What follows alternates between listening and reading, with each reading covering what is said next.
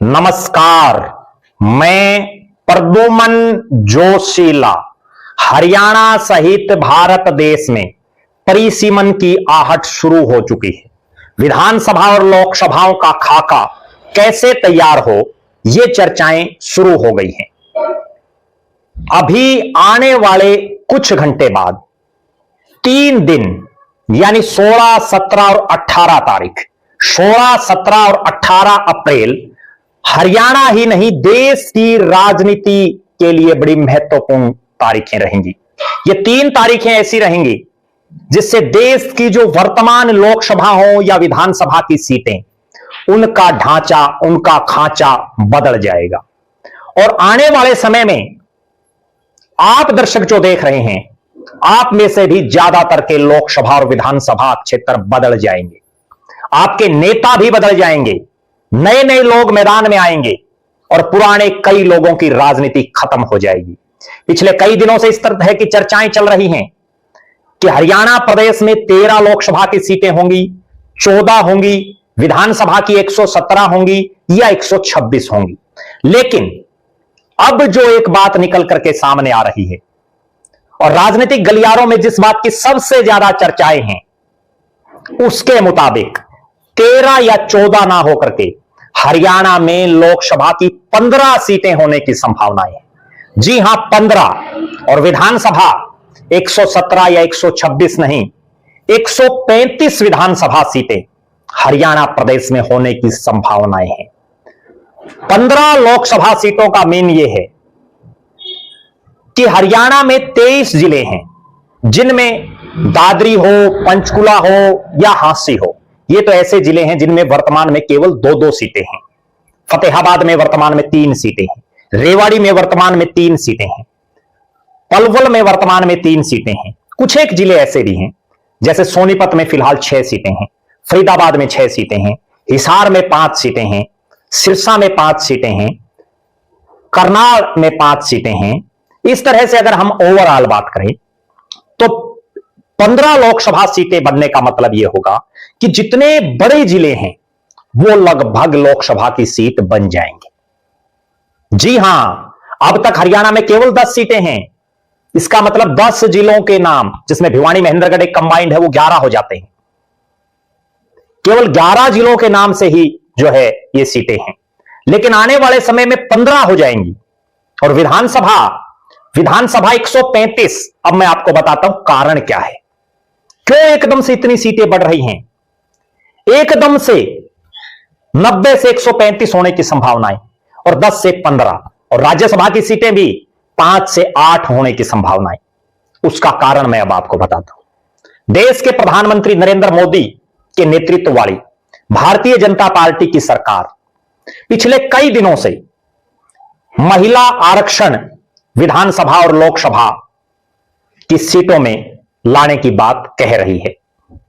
इसी के मद्देनजर अप्रैल 2026 में केंद्र सरकार महिला आरक्षण विधेयक 2026 को लागू करने और लोकसभा विधानसभाओं में महिलाओं के लिए 33% सीटें सुनिश्चित करने हेतु, जी हां 33%, यानी अगर 15 लोकसभा की सीटें होंगी तो उसमें से 5 महिलाएं होंगी जो सांसद चुनी जाएंगी। इसी तरह से अगर 135 विधानसभा की सीटें बनती हैं तो 45 महिलाएं विधायक होंगी हरियाणा में।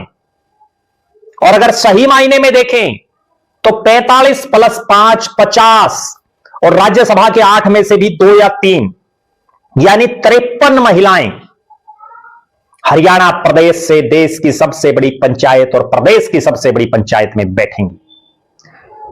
33% सीटें महिलाओं की सुनिश्चित करने के लिए 16, 17 और 18 अप्रैल 2026 को संसद का विशेष सत्र बुलाया गया है। विशेष, आप बात समझिए, अभी बजट सत्र था, 2 अप्रैल को ही खत्म हुआ है, लेकिन एकाएक विशेष सत्र को बुला लेना कहीं ना कहीं भारतीय जनता पार्टी की सरकार और नरेंद्र मोदी बहुत कुछ बड़ा करने वाले हैं। और वो बड़ा यही है कि पहली बार देश के इतिहास में 33% महिलाएं देश की संसद और प्रदेशों की विधानसभाओं में बैठेंगी। आज महिलाएं ओपन सीटों पर लड़ती हैं, ऐसी रिजर्व सीटों पर भी लड़ती हैं, लेकिन मुट्ठी भर महिलाएं देश की विधानसभा अलग अलग राज्यों की विधानसभाएं हो या देश की संसद हो, उनमें जाती हैं। आज के सीन में आप देख लीजिए, अपने आप आपको अंदाजा लग जाएगा। बहुत से विधानसभा क्षेत्र तो हरियाणा में ऐसे हैं जहां अब तक कोई महिला चुनाव जीती ही नहीं है। बहुत से लोकसभा क्षेत्र ऐसे हैं जहां से आज तक कोई महिला सांसद बनी ही नहीं है।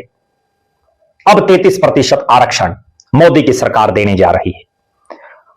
संसद का जो विशेष सत्र होगा वो क्यों बुलाया जा रहा है?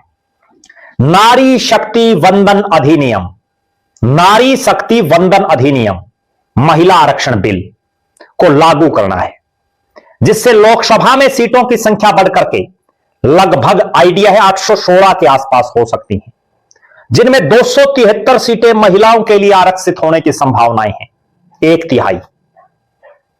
16 से 18 अप्रैल तक का यह विशेष सत्र हिंदुस्तान की राजनीति की भविष्य की दशा दिशा और तकदीर बदल देगा।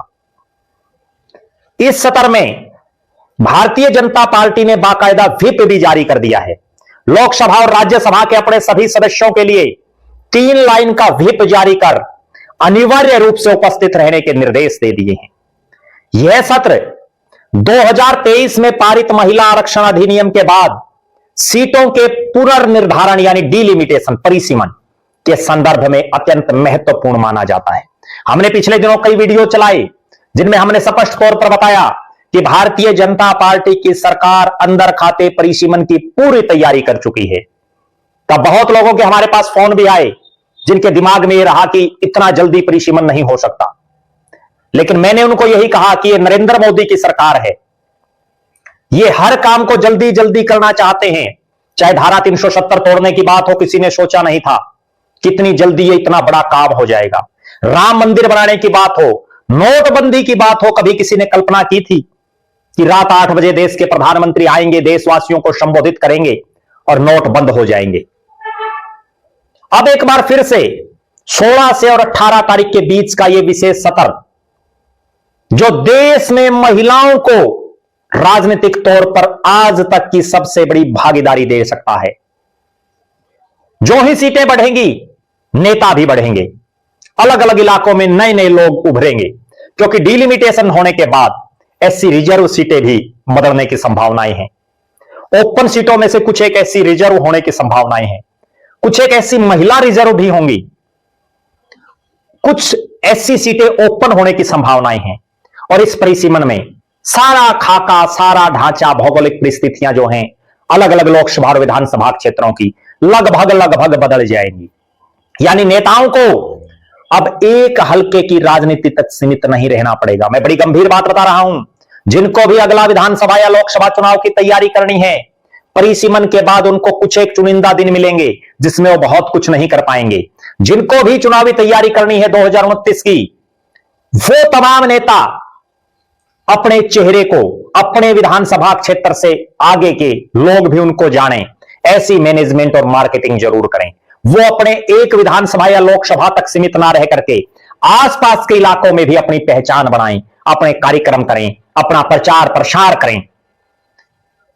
हमारी नजरें इस परिसीमन जो डिलिमिटेशन होना है इस पर निरंतर हैं। हम हर अपडेट आपको देते रहेंगे। आप दर्शक भी अपनी राय रख सकते हैं कि आपका इलाका भविष्य में किस विधानसभा या किस लोकसभा क्षेत्र में हो। अपनी बेबाक राय कमेंट के माध्यम से जरूर लिखें। आप अपने इलाके में किस नए नेता को विधायक या सांसद चाहते हैं, यह भी आप अपनी बेबाक राय रख सकते हैं। बहुत बहुत धन्यवाद। आपका अपना प्रद्युमन जोशीला।